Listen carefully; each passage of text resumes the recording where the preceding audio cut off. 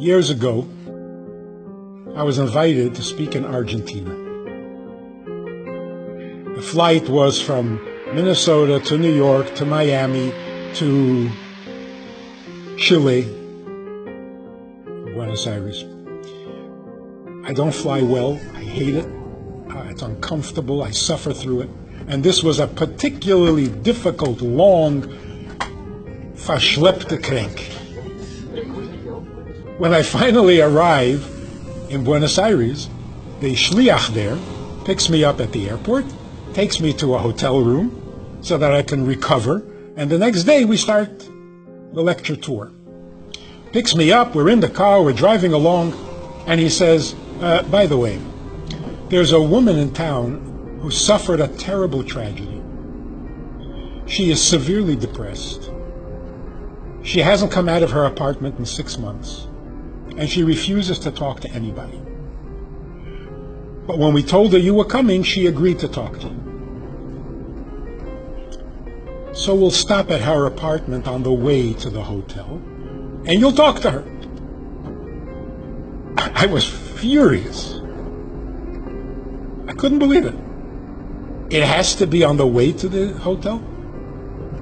But what bothered me the most, you didn't even tell me. You didn't ask me, you didn't warn me, you didn't tell me. What is this? Come into the apartment, and this woman literally looks like she has passed away and nobody told her. There was no life in her eyes. There was no tone in her voice. There was no color in her skin. I mean, she hadn't left the apartment in 6 months. She looked terrible. She tells me the story, 19-year-old son, driving back from their country home, gets into a car accident, and then she tells me what a fantastic kid he was.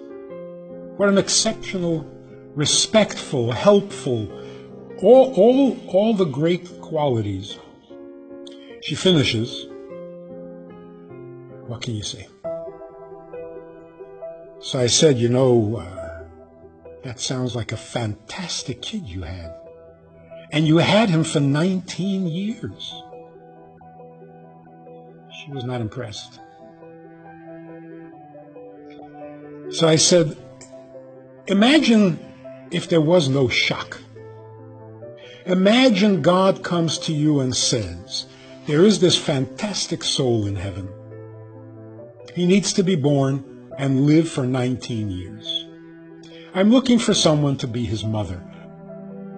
I said, what would you have said if God had asked you? I was sure she would say yes. Most people would.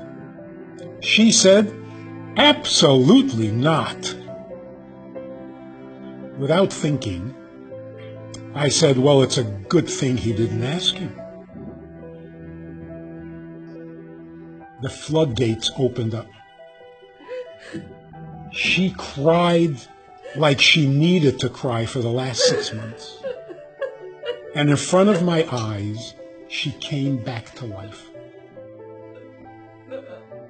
Literally the resurrection. She came back to life in 20 minutes in front of my eyes. It was the most incredible, the most emotional. There were no words. Now we're back in the car, going to the hotel room. And I'm thinking, I was so angry because they didn't ask me. And then I thought, if they had asked me, what would I have said? I would have said, absolutely not. And it would have been the wrong answer, because I would not give up that experience for anything. I would say that in 50-some years of talking to people, that has got to be way up there as the most significant, most amazing. To say no to that, gotta be crazy. And I would have been crazy.